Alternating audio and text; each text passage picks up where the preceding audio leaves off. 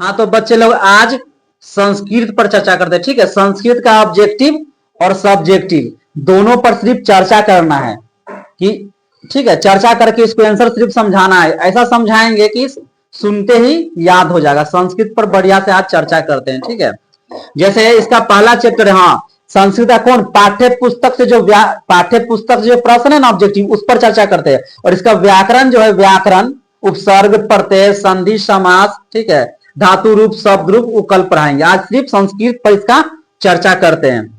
जो पाठ्य पुस्तक जो है, पाठ्य पुस्तक से जो प्रश्न है उस पर। जैसे पहला पाठ इसका क्या है, संस्कृत का पहला पाठ क्या, मंगलम पाठ। क्या है, मंगलम पाठ। तो मंगलम पाठ का हम कोई भी चीज को अगर समझ के याद करेंगे ना, ऑब्जेक्टिव भी हो ना, अगर ऑब्जेक्टिव भी याद करें तो समझ के याद करेंगे, सब्जेक्टिव भी तो समझ ही के याद करेंगे। अगर रटते हैं तो याद नहीं हो पाएगा, रटते चीज भूल जाता है। ठीक है, व्यक्ति जो रटता है ना भूल जाता है, इसलिए समझ के याद करो। ऑब्जेक्टिव भी समझो, सब्जेक्टिव भी समझो, नहीं भूल पाएगा, आराम से याद रहेगा। कल ज्यादा दिन परीक्षा के भी नहीं है, समझ के याद करेगा, दिमाग में ऐड रहेगा। ठीक है, जैसे यहाँ देखो पहला क्वेश्चन इसका, मंगलम पाठ के कितने मंत्र है। तो मंगलम पाठ के कितने मंत्र है, पंच। अब पंचम इस क्या होता है, 5। क्लियर, मंगलम पाठ के कितने मंत्र है, तो पंच मतलब 5। फिर है वेद कितने प्रकार के हैं, वेद कितने प्रकार के हैं, 4 होता है ना, समझ गया, साम वेद, अर्थ वेद, यजुर्वेद, ठीक है, ऋग्वेद। पहले ऋग्वेद होता है ना, 4 वेद, ऋग्वेद, सामवेद, यजुर्वेद, अर्थवेद। ठीक है, तो कितना है वेद, 4। और सबसे पुराना वेद कौन है, तो ऋग्वेद। सबसे पहला वेद कौन है, ऋग्वेद। फिर आगे देखो, उपनिषद के रचनाकार कौन है, तो उपनिषद के रचनाकार है वेद व्यास। कौन है, वेद व्यास। जैसे महाभारत के रचनाकार कौन है, तो उसका भी कौन है, वेद व्यास। महाभारत के लेखक कौन है, तो वेद व्यास। कहा जाता है ना कि महाभारत को वेद व्यास जी बोले थे, गणेश जी लिखे थे, तो इसका भी लेखक कौन है, उपनिषद का, तो वेद व्यास। ठीक है, देखो उपनिषद के कितने प्रकार है, तो उपनिषद कितने प्रकार है, तो 108। कितना है, 108। उपनिषद कितने प्रकार है, तो 108। ठीक है, आगे देखो, किसकी विजय होती है, तो विजय किसका होगा, किसका जीत होगा, तो सत्य की। सत्य में सच और असत्य में हार। तो किसकी विजय होती है, तो सत्य की। समझ गया, देखो फिर आगे देखो, किस पुरुष को मृत्यु आने की जानकारी हो जाती है, तो किस पुरुष को, साधक को। किसको, साधक को जो मृत्यु होने की जानकारी प्राप्त हो जाती है। आगे देखो, हिरण्मय पात्र में किसका मुंह ढका हुआ है, तो किसका मुंह ढका हुआ, तो सत्य की। किसका, सत्य की। समझ गया, सत्य का मुंह ढका हुआ। देखो अणु से सूक्ष्म कौन है, तो अणु से सूक्ष्म कौन है, तो आत्मा। कौन है, तो आत्मा। अणु से सूक्ष्म क्या है, आत्मा। आगे देखो, परमात्मा कहाँ रहते हैं, तो परमात्मा मतलब ईश्वर कहाँ रहते हैं, तो सर्वत्र मतलब सभी जगह। सर्वत्र में होता है क्या, सभी जगह। ईश्वर परमात्मा कहाँ रहते हैं, तो सर्वत्र। ठीक है, महान से भी महान क्या है, तो महान से भी महान क्या है, आत्मा। क्या है, महान से महान क्या है, तो आत्मा। देखो, देवलोक का मार्ग किससे प्राप्त होता है, यानी कि देवलोक का, जैसे तुम अच्छा जो कर्म करेगा, तुम सत्य बोलेगा, तो देवलोक का मार्ग किससे प्राप्त होता है, तो सत्य से। किससे, सत्य से। समझ गया, आगे देखो, प्राणी के हृदय रूपी गुफा में कौन विद्वान है, तब प्राणी के हृदय रूपी गुफा में कौन विद्वान है, तो आत्मा। कौन विद्वान है, आत्मा। समझ गया ना, आत्मा। आगे देखो, जो अगला चैप्टर इसका मंगलम पाठ हो गया, इसका जो मेन ऑब्जेक्टिव बतला दिए। देखो अगला पाठ है पाटलिपुत्र वैभवम, है ना, पाटलिपुत्र वैभवम। ठीक है, इस चैप्टर में से देख लो, ऑब्जेक्टिव तो पूछवे करता सब चैप्टर में से। देखो गोलघर कहाँ है, परीक्षा में पूछेगा गोलघर कहाँ है, तो पटना में, यही ना। आगे देखो, पाटलिपुत्र नगर में क्या प्रसिद्ध है, तो वही गोलघर। पाटलिपुत्र नगर में क्या प्रसिद्ध है, तो गोलघर। देखो पाटलिपुत्र का नामांतर क्या है, तो पाटलिपुत्र का नाम मतलब पुराना नाम क्या पूछेगा, नामांतर क्या था, कुसुमपुर। क्या था, कुसुमपुर। ठीक है, पाटलिपुत्र किस प्रांत की राजधानी है, तो पाटलिपुत्र किसका राजधानी है, तो बिहार के। जैसे बिहार का जो पटना का पुराना नाम क्या था, पाटलिपुत्र भी कहते हैं, कुसुमपुर भी कहते हैं, कुसुमपुर भी कहते हैं।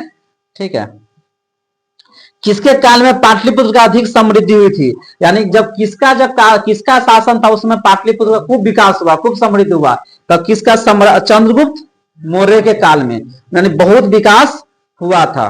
देखो किसके समय में पाटलिग्राम स्थित था, तो पाटलिग्राम पहले पटना का जो कितना नाम हुआ, पटना के पाटलिग्राम भी कहते थे। जो चंद्रगुप्त मौर्य का जो काल था, मौर्य काल, उस समय पटना का क्या नाम था, पाटलिग्राम।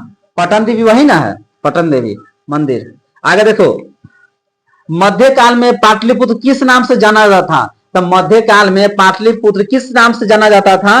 तो पटना। इसके नाम से मध्य, जब मिडिल काल आया, जब मध्य काल आया तो उसमें क्या जाना जाता था? पटना। समझ गया? सरस्वती का कुलगिरी कौन सा महानगर था? तो पाटलिपुत्र। सरस्वती का कुलगिरी कौन सा महानगर था? पाटलिपुत्र। ठीक है। पटना में बहुत बार कौन आए थे? जानते हो कौन आए थे? भगवान बुद्ध, यानी गौतम बुद्ध पटना में बहुत बार आए थे। समझ गया? पढ़े ना तुम लोग सब्जेक्टिव किसे गौतम बुद्ध के समय पाटलिग्राम की स्थिति क्या था? पढ़े ना, यानी गौतम बुद्ध ने पटना के बारे में क्या कहा है? पढ़े कि वे कहे कि आगे चल के यह नगर महानगर होगा, लेकिन यह भय से, बाढ़ से, पढ़े ना, भय बाढ़ से हमेशा पीड़ित रहेगा। समझ गया? आगे देखो, गुरु गोविंद सिंह किस धर्म के गुरु थे? तो गुरु गोविंद सिंह गुरु नानक देव जी, अर्जुन देव किसके धर्म गुरु थे? तो सिख धर्म को, है ना, सिख धर्म। ठीक है। गांधी सेतु किस महादेश का दीर्घतम सेतु है? तो हम सब कौन महादेश में रहते हैं? एशिया महादेश में। और गांधी सेतु कहाँ है? पटना में है। पटना में ना है, बिहार में है। यानी देश का विश्व, मतलब एशिया का सबसे बड़ा दीर्घ पुल कहा जाता है। ठीक है। तो कौन है ये? ठीक है, वही गांधी सेतु। बिहार की राजधानी कहाँ है? जानते हो? पटना। ये तो कोई बताने की जरूरत ही नहीं, पटना। बिहार का राजधानी कहाँ है? पटना। गुरु गोविंद सिंह का जन्म कहाँ हुआ था? तो गुरु गोविंद सिंह का जन्म हुआ है पटना में। उनका गुरुद्वारा भी है पटना में, बहुत बड़ा गुरुद्वारा भी है। ठीक है। और धूमधाम से हर साल मनाया जाता है वहां गुरुद्वारा जो, ठीक है, उसका मनाया जाता है उनके नाम पर। देखो, बुद्ध काल में पाटलिपुत्र का नगर क्या था? तो बताया कि बुद्ध काल में क्या था? पाटलिग्राम। पाटलिग्राम है ना था। आगे देखो, पटना का इतिहास कितना पुराना है? तो 2500 वर्ष। कितना पुराना है? 2500 वर्ष। ठीक है। आगे देखो, फिर अगला चैप्टर इसका कह रहा है, तो पाटलिपुत्र वैभव ही पढ़ा रहे थे ना, उसका ऑब्जेक्ट। देखो आगे देखो, पाटलिपुत्र किस नदी किनारे अवस्थित है? किस नदी का? गंगा। ठीक है। आगे देखो, गुरु गोविंद सिंह का जन्म स्थान किस नाम से प्रसिद्ध है? तो गुरुद्वारा। पटना में सबसे बड़ा कथी है? होता है सिख धर्म के लिए पवित्र स्थान। हिंदू के लिए मंदिर होता है, मुस्लिम के लिए मस्जिद होता है, उसे सिख धर्म में क्या होता है? पवित्र गुरुद्वारा, जहां अपना साधना करता है। समझ गया ना? यूनान का राजदूत कौन था? तो मेगास्थनीज। कौन था? मेगास्थनीज। समझ गया? आज देखो, दामोदर गुप्त का निम्न में से कौन सा ग्रंथ है? तो कुट्टी नीतनम। क्या है? कुट्टी निम्नतम है। कुट्टी निम्नतम है। कुट्टी निम्नतम। समझ गया? आगे देखो, नगर के समय किसका बहुत सा उत्पादन होता था? तो नगर के समय किसका उत्पादन होता था? फूल का। किसका? फूल का। समझ गया? आगे देखो, सिख संप्रदाय के 10वें गुरु कौन थे? तो सिख संप्रदाय के 10वें गुरु थे गुरु गोविंद सिंह। कौन थे? गुरु गोविंद सिंह, जिनका जन्म पटना में हुआ था। आगे देखो, अब देखो, पाटलिपुत्र वैभवम हो गया। अब अगला चैप्टर आओ, अलस कथा। अलस कथा में आप, अलस कथा के रचनाकार कौन है? तो मालूम है अलस कथा के रचना कौन है? विद्यापति। कौन है? विद्यापति। अलस कथा कैसी कथा है? तो कैसी कथा? व्यंग्यात्मक, मतलब व्यंग करता है। पहले ना अलस कथा में 4 आलसी पुरुष था, किस प्रकार वो इतना आलसी था कि जब उनको जांच करने के लिए वहां पे जो, मतलब काम करने वाला जो श्रमिक था, उसको मजदूर कहो, ऋषि कहो, मुनि कहो, ठीक है, कर्मचारी कहो, उसका जब आग लगाया था, तब शब्द जो आलसी नहीं तो भाग गया था, जो आलसी था वो नहीं भागा, जो मेन आलसी था नहीं भागा। कहानी पढ़े ना, उसी से संबंधित है।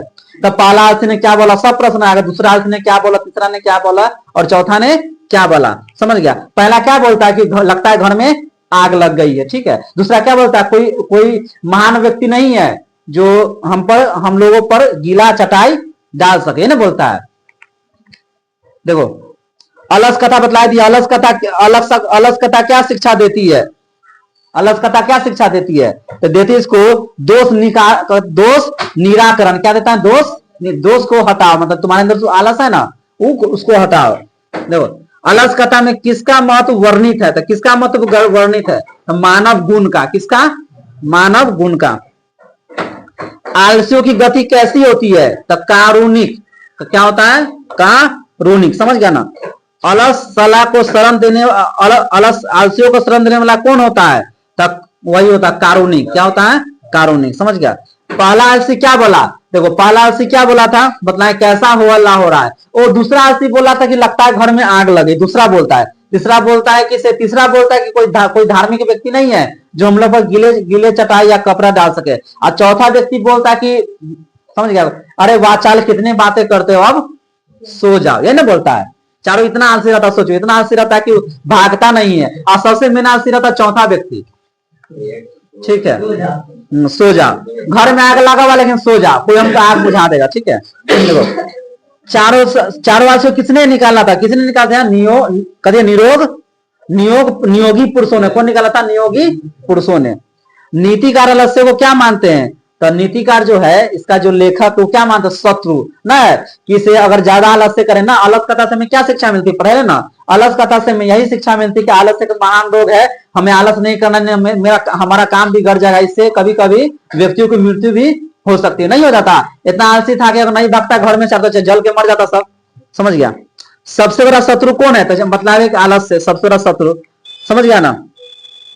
देखो इसमें सब बतला दिए। मेन में प्रश्न, अल्लाह सलाह में आग कब लगाई गई, तब जन्म करता जब सो रहे थे, जब सो रहा था तो उसमें कर्मचारी से आग लगा दिया था, समझ गया। देखो वीरेश्वर नामक मंत्री कहाँ रहता था, कहाँ रहता था, मिथिला में, है ना, मिथिला, जैसे कि दरभंगा, समस्तीपुर, मधुबनी सब मिथिला में, ठीक है, मिथिला बगल है। विद्यापति कौन था, तो विद्यापति था मैथिली कवि। मैथिली कवि जो बतलाया वो 4-5 को जिला को मैथिली क्षेत्र कहा जाता है। हम लोग का वज्जिका क्षेत्र है ना, मुजफ्फरपुर, ये सब वैशाली वज्जिका है, तो समस्तीपुर, दरभंगा, ये सब ना, मधुबनी, वो सब क्या में आता है, मैथिला, मैथिली होता है, मैथिली चलता है, ठीक है सर। विद्यापति को ना बताए थे मैथिली कवि। मैथिली भाषा के कवि कौन है, तो विद्यापति। कौन है, विद्यापति। स्त्रियों की गति कौन है, तो जानता है स्त्रियों की गति कौन होता है, स्त्री किस पर निर्भर होता है, अपने पति पर, तो स्त्री का गति कौन है, पति। बालक की गति कौन होता है, बालक किस पर निर्भर होता है सब कुछ के लिए, अपनी माँ पर, तो बालक गति कौन होता है, उसकी माँ, समझ गया ना, यानी स्त्री का गति वो पति है, बालक गति कौन हो गया, तो माँ। क्या करके मनुष्य दुखी नहीं होता है, तो क्या करके मनुष्य दुखी नहीं होता, तो उधम, क्या होता है, उधम। किसको देखकर सभी धूर्त भाग गए थे, तो अग्नि को, जो आलसी नहीं था वो जब आग लगाया तो सभी धूर्त भाग गए थे, ठीक है। आगे देखो, हो जाएगा, इसमें से लगभग सब क्वेश्चन में हो गया। घर में आग को देखकर कौन भाग गए, तो जन्म धूर्त सेम है, धूर्त भाग गया था, समझ गया ना। होइएगा, इसमें लगभग सब क्वेश्चन हो गया, इसमें भी गया। शरीर में सदैव रहने वाला मनुष्य की महान शत्रु कौन है, तो आलस। आलस जो होता है वो क्या होता है, महान शत्रु, समझ गया ना। इसका अगला चैप्टर है क्या, संस्कृत साहित्य लेखिका। अलस कथा का बतला दिया, ऑब्जेक्टिव जो जितना बतला उसी में से आएगा, ठीक है, एकदम इजी है। इसका ऑब्जेक्टिव थोड़ा देख लो, इसका ऑब्जेक्टिव थोड़ा अजीब टाइप के, इसका नाम थोड़ा याद कर लेना, ठीक है, लिख के बढ़िया से। गंगा देवी का समय क्या है, 14वीं शताब्दी। गंगा देवी का समय क्या, 14वीं शताब्दी, समझ गया। गंगा देवी किसकी रानी थी, तो कंपन राय की। गंगा देवी किसकी रानी थी, कंपन राय। देखो कंपन राय का समय क्या है, तो 14वीं शताब्दी, जब उसी दोनों तो सेम ही हुआ, गंगा देवी उसका पति था। देखो वाघामी महारानी किस वेद की मंत्रा दृष्टा हुई है, तो किसका, अर्थ वेद का, है ना, अथर्ववेद, अथर्ववेद का, समझ गया। विपुल क्या है, तो विपुल है संस्कृत साहित्य। विपुल क्या है, संस्कृत साहित्य, समझ गया। विजय भट्टरिका किसकी रानी थी, किसका है, तो चंद्रिका, है ना, चंद्र द्वितीय के, किसका, चंद्र द्वितीय के। विजय भट्टरिका किसकी रानी थी, चंद्र द्वितीय के, समझ गया। आगे देखो, फिर कह रहा है शंकर पांडुरंग किसका पति था, तो किसका पति था, तो क्षमा राव के, है ना। आधुनिक जो लेखिका थी, कवित्री थी, कौन थी, क्षमा राव। या है ना, याज्ञवल्क्य की पत्नी कौन थी, तो कौन थी, मैत्रेयी। कौन था, मैत्रेयी, समझ गया। आधुनिक काल की संस्कृत लेखिकाओं में कौन अति प्रसिद्ध है, तो कौन है, क्षमा राव, ज्यादा ही प्रसिद्ध है क्षमा राव आधुनिक काल में, है ना। काव्य की रचना में संरक्षण में कौन दातावान थे, तो कौन था, पुरुष और स्त्री, दोनों का योगदान है, दोनों का सेमी योगदान है, मतलब शास्त्रों की रचना करने में, समझ गया। आगे देखो, विजयांका का समय क्या है, विजयांका का समय क्या, 8वीं सदी। कौन है, 8वीं सदी, समझ गया। अब देखो हो गया, क्या नाम था चैप्टर के नाम, संस्कृत साहित्य लेखिका। देखो अब अगला चैप्टर आओ, भारत महिमा। भारत महिमा चैप्टर से समझ गया। भारत महिमा में आप देखो, देवता लोग क्या गाते थे, देवता लोग क्या गाते, गीत, गीत। किसका गीत गाते थे? भारत के। कुछ प्रश्न है ना ऑब्जेक्टिव सब्जेक्टिव में कि देवता लोग कहाँ जन्म लेने के तरसते हैं, तो कहाँ? भारत वर्ष में, क्योंकि भारत की भूमि अत्यंत निर्मल है, पवित्र है, ठीक है, इसलिए यहाँ जो देवता भी जन्म लेने के लिए तरसते हैं। विशाल धारा कौन है? तो विशाल धारा कौन है? भारत की है, समझ गया। सबों में क्या होनी चाहिए? तो सब व्यक्ति में क्या होना चाहिए? देशभक्ति, मतलब देश के लिए हमें कुछ करना चाहिए, ठीक है। जो देश का नहीं वो किसी का नहीं। पुराणों की संख्या कितनी है? पुराण कितने हैं? तो 18। पुराणों की संख्या कितना है? 18। आगे देखो, किस देश में देवता बार बार जन्म लेने के लिए तरसते हैं? तो बतला ना, भारतवर्ष में देवता भी जन्म लेने के लिए तरसते हैं। किसकी महिमा सर्वत्र गाई जाती है? तो किसकी महिमा? भारत की। भारत में पूरा वर्ल्ड में गाया जाता है, मतलब पूरा, ठीक है, सभी जगह गाई जाती है, ठीक है। आगे देखो, हमारी भारतीय भूमि कैसी है? तो विशालाकार। भारत की शोभा देखकर कौन प्रसन्न होता है? तो ईश्वर। यानी भारत की जो शोभा देखकर कौन प्रसन्न होता है? तो ईश्वर भगवान। आगे देखो, भारत भूमि किससे सेवित है? तो किससे? तो सागर से, पर्वत से, झरने से और नदियां से सेवित हो रहा है। यहाँ पर्वत है ना, झरने हैं, नदियां हैं, समझ गया। भारत महिमा पाठ किस पुराण से लिया गया? तो किस पुराण से? विष्णु पुराण से। किस पुराण से लिया गया? विष्णु पुराण से। हमारी मातृभूमि कैसी है? तो ए बी सी तीनों, वसाला है, निर्मल है और विशाल है, समझ गया ना। तो अगला चैप्टर इसका भारतीय संस्कार है। भारतीय संस्कार है, देखो भारतीय संस्कार कुल कितने हैं? तो कितना है? 16। भारतीय संस्कार कुल कितने हैं? 16, ठीक है। आगे देखो, वागदान किस संस्कार में होता है? तो वागदान का होता है विवाह संस्कार में। हो गया, उपनयन संस्कार, विवाह संस्कार, समझ गया। उपनयन संस्कार में क्या होता है? जिनेऊ जो होता है ना, जिनेऊ, उसी को उपनयन संस्कार कहते हैं, ठीक है। प्राचीन काल में शिष्य को क्या कहा जाता था? तो ब्रह्मचारी। जैसे तू रामायण देखा होगा, जब तक ना आता राम जी ना आता ब्रह्मचारी बन के अपना गुरु के पास, ठीक है, वनवास में आते हैं, सीखते हैं। भारत के व्यक्तित्व की रचना कौन करता है? तो संस्कार, है ना। भारत के व्यक्तित्व की रचना कौन करता है? संस्कार। विवाह संस्कार के अंतर्गत आता है तो क्या? गोदान। गोदान जो था विवाह संस्कार के अंतर्गत आता है। विवाह एक संस्कार है तो क्या होगा? पवित्र के निर्मल, तो पवित्र, पवित्र, समझ गया। आगे देखो, अंत्येष्टि संस्कार कब होता है? तब अंत्येष्टि जानवर करता मौत के पश्चात, जो मृत्यु के बाद अंत्येष्टि होता, सुना होगा अंत्येष्टि संस्कार क्या होने वाला है। आगे देखो, अग्नि संस्कार किस संस्कार में गिना जाता है? तब विवाह संस्कार में। अग्नि जो विवाह संस्कार में जो अग्नि कुंड होता है, ठीक है। आगे देखो, प्राचीन काल में शिष्य को क्या कहा जाता था? जन्मल में प्राचीन काल में ब्रह्मचारी का क्या कहा जाता था? ब्रह्मचारी। प्राचीन काल में ब्रह्मचारी को कहाँ रहते थे? कहाँ रहते थे? गुरु के घर में, समझ गया। संस्कार को प्राय कितने प्रकार या विभाग है? तो कितना है? 5। कितना है? 5, समझ गया। देखो, किसान संस्कार कहाँ होता था? किसान संस्कार कहाँ होता? गुरु गृह में। कहाँ होता है? गुरु गृह में। कर्मकांड ग्रंथ किस शास्त्र के अंतर्गत है? तो कहाँ? कल्प। होती होगा आंसर, कल्प। शिक्षा संस्कार कितने हैं? तो शिक्षा संस्कार कितने हैं? तो 5। कितना है? 5, समझ गया। जन्म पूर्व संस्कार कितने हैं? 3। कितना होता है? 3, समझ गया। आगे देखो, गुरु के घर में शिष्य किसको पालन करते हुए अध्ययन करते हैं? तो किसका? शिक्षा के नियम को, शिक्षा नियम को, समझ गया ना। देखो, जात कर्म किस संस्कार में होता है? तो शैशव संस्कार में। कथी में होता है? शैशव संस्कार में, समझ गया ना। ये चैप्टर हो गया खत्म। इसका मेन ऑब्जेक्टिव बतला दिए हैं भारतीय संस्कार के। अब आओ तुम, चैप्टर का नाम है नीति श्लोका। नीति श्लोका, समझ गया। देखो, नीति श्लोका पाठ में कितने श्लोक है? तो कितना श्लोक है? 10। कितना है? 10। नीति श्लोक पाया था कि जो मनुष्य बिना बुलाया था त्रिविधम नरकस्य द्वारा, ठीक है, उसमें भय होता है ना, 3 गो द्वार है, ठीक है, भय क्रोधान से। इसी प्रकार तो न पढ़ाते कि अनावत प्रवस्ति, मतलब प्रविष्ट, जो मनुष्य बिना बुलाया था, बिना पूछे बोलता, विश्वास करता हुआ व्यक्ति मूर्ख है। क्या है? मूर्ख है। तो नीति श्लोका के रचनाकार कौन है? तो कौन है? विदुर। कौन है? विदुर। नीति श्लोका पाठ में परम श्रेय किसे कहा गया? तो धर्म को। धर्म को परम श्रेय कहा गया है, ठीक है। विदुर नीति किस ग्रंथ का अंश है? तो विदुर नीति किसका ग्रंथ है? महाभारत का। किसका है? महाभारत का। विदुर किसके मंत्री थे? तो किसका? धृतराष्ट्र के। विदुर किसका था? धृतराष्ट्र। धृतराष्ट्र किसका पिता था? दुर्योधन के। दुर्योधन कितना भाई? 100 भाई था। अपनी उन्नति चाहने वाले को कितने दोषों को त्याग देना चाहिए? तो 6 देशों का त्यागना चाहिए ना प्राय, तो 6 देशों को भय, क्रोध, आलस्य, निंद्रा, तंद्रा, समझ गया। देखो बिना बुलाए कौन आता है, मतलब किए हैं जो मनुष्य बिना बुलाए आता है, बिना बोले बिना पूछे बोलता है, वो व्यक्ति क्या होता है, मूर्ख होता है। तब जो बिना बुलाया होता है क्या होता है, मूर्ख।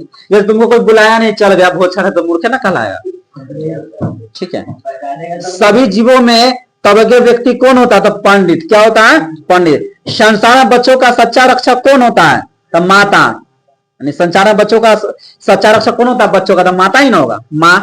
समझ गए। छोटे से छोटी और बड़े से भी क्या है, यानी छोटे छोटे और बड़े से बड़े क्या तो क्या होगा, आत्मा। छोटे छोटा और बड़ा से बड़ा, है ना। लक्ष्मी किसकी पास जाती है, तो लक्ष्मी मतलब रुपया किसके पास जाएगा, कोरी के पास तो जाएगा नहीं, परिश्रमी के पास। जो मेहनती होगा, जो मेहनत का, उसके पास में पैसा आएगा। आगे देखो, धृतराष्ट्र कहाँ के राजा थे, तो कहाँ के, हस्तिनापुर के। हस्तिनापुर के कारण महाभारत हुआ है, राजपाट के लिए, कौरव और पांडव में। समझ गया। घर की लक्ष्मी कौन होती है, तो घर की लक्ष्मी कौन होती है, स्त्री। स्त्री को क्या कहते हैं, लक्ष्मी। घर की लक्ष्मी कौन होती है, स्त्री। किसके रूप की रक्षा की जाती है, तो अवटन की। किससे रूप की रक्षा, अवटन लगता है ना शादी में, अवटन। समझ गया ना। देखो तो क्या बतला है, बिना बुलाए कौन आता है, मूर्ख। बतला है ना, बिना बुलाए कौन आता है, मूर्ख। देखो छोटे छोटे और बड़े से बड़े क्या आत्मा, ऐसा तो बतला ही देना। आचार का हनन किससे होता है, आचार का क्या होता है, अलक्षण से। क्या होता है, अलक्षण। समझ गया। देखो धर्म की रक्षा किससे होती है, सत्य से। किससे होती है धर्म की रक्षा, सत्य से। समझ गया। किससे रूप की रक्षा होती है, यही तो बताते किससे रूप की रक्षा होती है, अवटन से। नहीं सारे अवटन नहीं था, अवटन, उसे रूप की रक्षा होती है। समझ गया। विद्या की रक्षा किससे होती है, तो योग से, यानी अभ्यास से, योग से विद्या की रक्षा होती है। समझ गया ना।